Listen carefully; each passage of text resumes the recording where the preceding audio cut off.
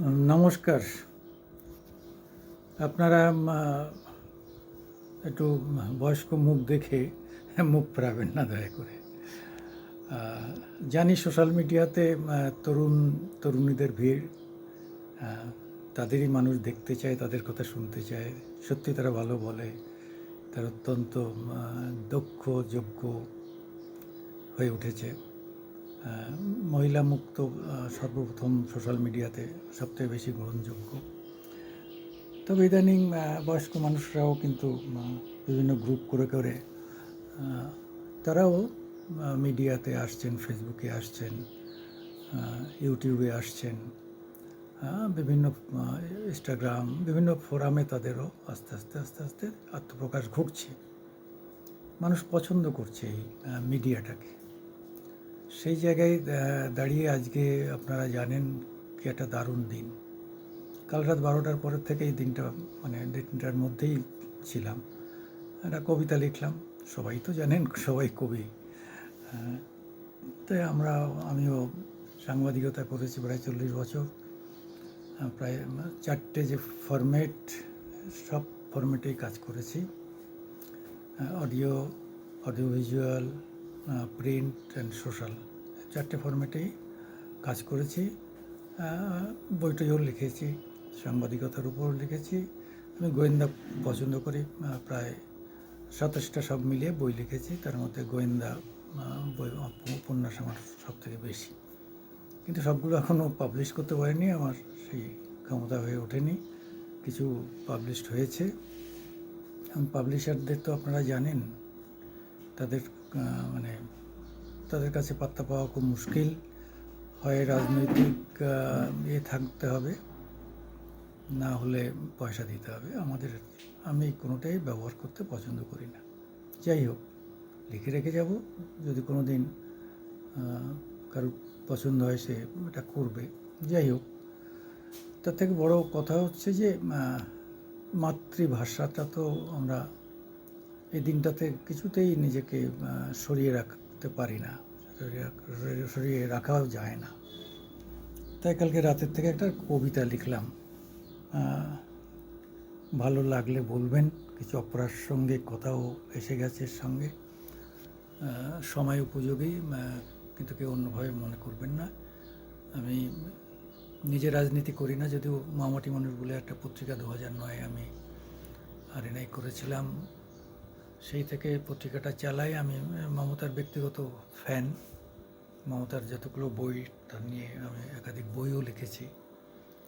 কিন্তু তার মানে এই নয় মমতাকে আমি তার সব অন্যায়কে জাস্টিফাই করার জন্য বসে আছি।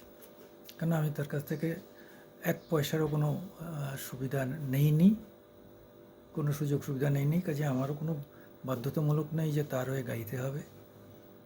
তবে সত্যি এখনও মমতাকে পছন্দ করি একজন লড়াকু নেত্রী হিসাবে, একজন বহু গুণ সম্পন্না মহিলা হিসাবে। তার হাত, মুখ, পা সব সমান চলে। তিনি এখনও মাইলের পর মাইল হাঁটতে পারেন। তার এই যে এনার্জি, অতুলনীয় এনার্জি, এগুলো আমাদের আকর্ষণ করে। আবার তার ইদানিং যে বিভিন্ন রকম তার ডিপার্টমেন্টে চুরি রাহাজানি, এই যে মন্ত্রীরা, কিছু এমএলএ, কিছু নেতা নেত্রীরা যে খারাপ কাজ করছে, এগুলো ভালো লাগেনি। সঙ্গে সঙ্গে ভালো লাগেনি সন্দেশখালিতে যা ঘটেছে।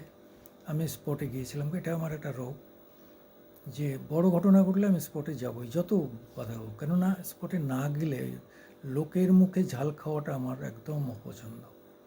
আর লিখতে গেলে যদি স্পট না করি, ঘটনাস্থলে না যাই, তাহলে সেই লেখাটা মনে হয় যেন ভুয়ো লেখা। ফলে সেখানে গিয়েছিলাম, সমস্ত দিনই ছিলাম, বাধা বিপত্তিও পেয়েছি, আবার ওয়েলকামও পেয়েছি। সব মিলিয়ে যা হয়েছে না হলে ভালো হতো। কাজেই এই ক্ষত রিপেয়ার করতে, মেরামত করতে বেশ কষ্ট হবে, এবং লোকসভার খারাপ প্রভাব পড়বে, এটা নিশ্চিত। আমি যাই, পলিটিক্সে যাব না। 21শে স্মরণে আছি আমরা। 21শে আমি নাম দিয়েছি, 21শে আছে সন্দেশখালি চোপড়ার কান্না।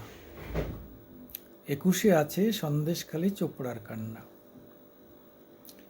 ভাষা এলো মায়ের রূপে অহল্যার কোলে, ভাষা এলো মায়ের রূপে অহল্যার কোলে, মায়ের ভাষায় ডাকি মামা মামা বলে। মানে মা, এই ডাকটা তো বাংলা ভাষা না থাকলে ডাকতে পারতাম না, অন্য কোথাও মা বলে ডাকটা নেই, এত মধুর ডাক বাংলা ভাষাই আছে। বাংলা ভাষা না থাকিলে মা পেতাম কোথায়? ভাষা দিল মা আমারে বাবা বোন ভাই, এই যে মিষ্টি শব্দগুলো, বাবা বোন ভাই, দিদি দাদা মামা মামি স্বামী শ্বশুর প্রেম, জীবন পেলাম হৃদয় পেলাম বিকশিত হেম। স্ত্রীর মতো অর্ধ অঙ্গ মায়ের রূপে মেয়ে, স্ত্রী তো অর্ধাঙ্গিনী, তাকে ছাড়া তো আর পৃথিবী চলবে না। সব কিছুতেই তার সমান অধিকার এবং তার সমান সহযোগিতা। কিন্তু আমাদের সবথেকে আদরের কে? মেয়ে। কাজে আমার মায়ের মুখ দেখি মেয়ের মধ্যে, কাজে মাকে যতটা ভালোবাসি মেয়েকেও ততটা ভালোবাসি। সেই জন্য লিখলাম, স্ত্রীর মতো অর্ধ অঙ্গ মায়ের রূপে মেয়ে, ভালোবাসার গানটি শিখি মায়ের গান গেয়ে। প্রথম যে মা মামা বলি শিখি মায়ের মুখে, সারা জীবন মনের মাঝে সেই ভাষাটি থাকে। মানে মাতৃভাষা কখনো ভোলা যায় না। সেটাই হলো মাতৃভাষা শিক্ষা দীক্ষার মূলে। প্রথম শিক্ষাটা আমরা মাতৃভাষাতেই দেই, যে যেখানেই আছি না কেন। সেটাই হলো মাতৃভাষা শিক্ষা দীক্ষার মূলে। মা মা বলে ডাকি কাঁদি হাসি পরাণ খুলে। মা বলে ডাকি কাঁদি হাসি পরাণ খুলে। মা বলতে যে ভাষাতে সবাই আত্মহারা, যে ভাষাতে মধু ঝরে বয় যে নদীর ধারা।